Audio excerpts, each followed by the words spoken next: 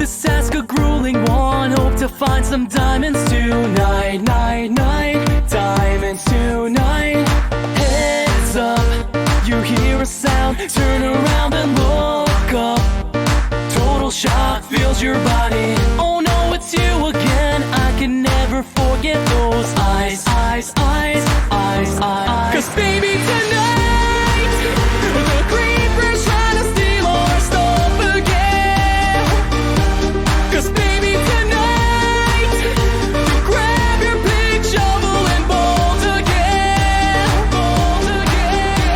And run until it's done, until the sun comes up in the morn. 'Cause baby, tonight the creeper's trying to steal our stuff again. Just when you Days included in. Thing is to understand panic, shame, the audience reaction to my videos. I'm so happy that most people seem to get it and enjoy my content. Yet there is one reaction I should have expected but did not quite anticipate. Writers worried that their writing is a bit too similar to a terrible writing advice episode. So what happens when you discover a cliche in your writing? What do? So I thought I would drop my usual sarcastic persona and address my audience directly. Well, I can't promise no sarcasm, but rather than pointing out cliches, I decided to offer some genuine advice on what a writer might do if they find a cliche in their work. First thing is first, don't panic. Identifying a potential problematic trope within one's own work is an essential first step in improving writing quality. The important thing is to understand the nature of cliches. So let's start from the beginning.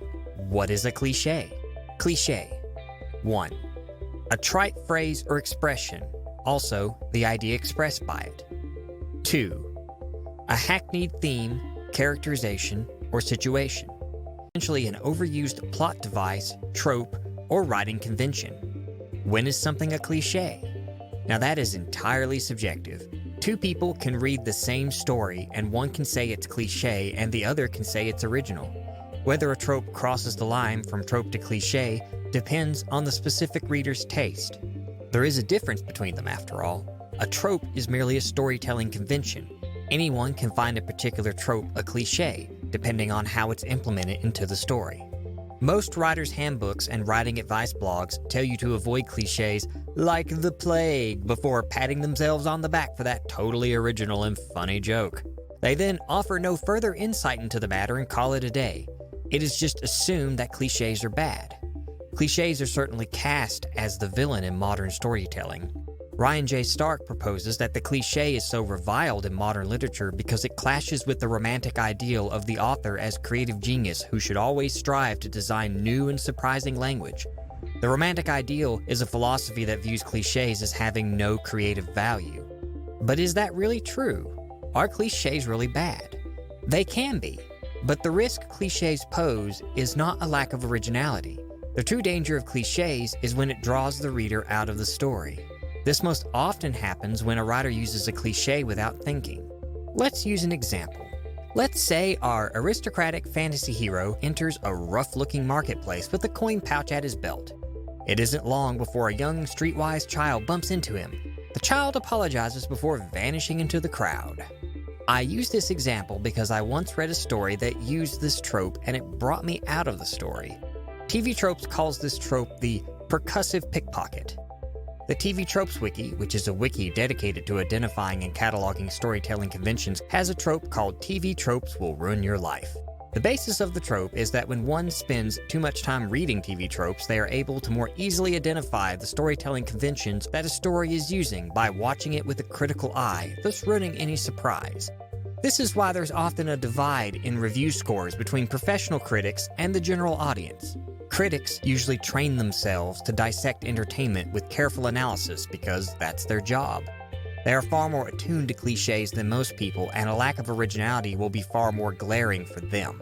However, if a trope is used enough, even the ordinary reader, moviegoer, or gamer will pick up on it, especially if they are older or well-read. This is the main danger of cliches. It can ruin the immersion of the more astute in an audience, as they can now see the components of the story on display, rather than the story itself. The worse and more obvious the cliche, the more chance of this happening. In my earlier example, the thief drew me out of the story as the sections before it had been fairly clever in its execution. The percussive pickpocket trope, played so painfully straight, ruined my immersion. The solution is obvious, right? Always avoid cliches. Well, not exactly. There is the other side of the coin. Cliches can communicate an idea. They are shorthand. For example, we have a character say, "Searching the caverns for the rebels will be really difficult because of the cave's immense size compared to our small enemy." Or we could say, "Finding the rebels in the caves is like looking for a needle in a haystack." Both convey the same information. Even this very video used "crosses the line," which is a cliche. Yet when I say "crosses the line from trope to cliche," the audience understands what I'm trying to say. Let's return to our example. Why would a writer use the percussive pickpocket trope in this scene? Because it conveys a lot of information very quickly. With this short scene, we know that the child is a thief, the market has a crime problem, and our aristocratic hero is naive, out of place, genre blind, freshly out of loose change, and a chump. That is actually a lot of information compacted and shown in a single scene.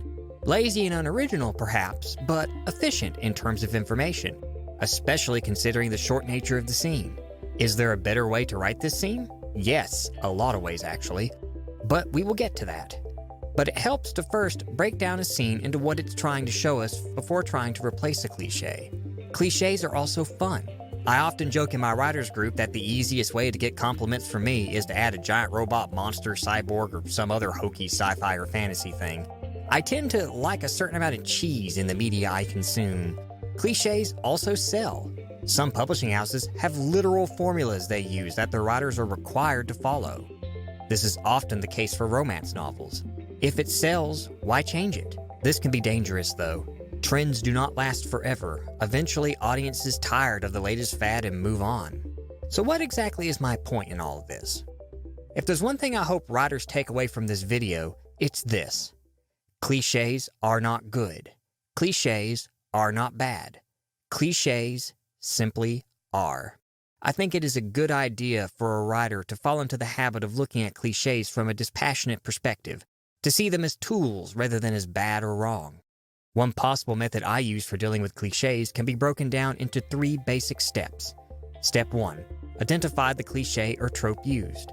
This can be done by either familiarizing oneself to the common cliches of the genre being written in, or pointed out by a beta reader or another member of a writing group or workshop. 2.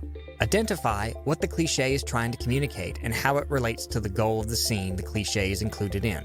It is not just what the cliche says, but a writer should also take into account the context of the scene. Every scene in a story must serve a purpose in the greater whole of the story, just as every trope should serve the greater purpose of the scene. Is the scene even needed? If yes, then proceed to step 3. 3. Decide if the cliche should be kept as is, subverted, or replaced with something that better communicates the intention of that part of the scene. Once the cliche is identified in the context of both the story and the scene, a writer should be able to make an informed decision on how to handle the identified cliche. Cliches are not a problem. They are an opportunity. Either an opportunity to strengthen one's writing with its removal, or as a way to use audience expectation to your advantage. As most have likely noticed, many of my dismissed pieces of advice I give in my terrible writing advice videos are often ways to tweak the cliche in a manner that can subvert audience expectation. A clever twist on an old cliche can really engage a reader, especially if done early in the story to set up both the story tone and audience expectation. Sometimes, all that is required is to show the logical outcome of a cliche. After all, one of the greatest tools in the writer's hand is the ability to look upon the mundane from a unique perspective. With that in mind, let's return to our pickpocket example and see if we can improve it. One way to improve this cliche is to draw attention to it and highlight it by having the aristocratic hero be aware of the genre conventions of the story. He could go to the market for the express purpose of getting robbed in hopes of meeting a plucky thief that the hero intends to recruit to his team. Instead of frustration, he could get excited after the thief bumps into him. This could work very well for a story with a lighter tone and even create an interesting character conflict as the hero tries to recruit the thief who would be weirded out by the hero's enthusiasm at being robbed. This revision puts both the thief and the hero on equal footing and can be used to characterize both. Another way to rewrite the scene is to subvert expectations by having the thief bump into the hero, but then the hero checks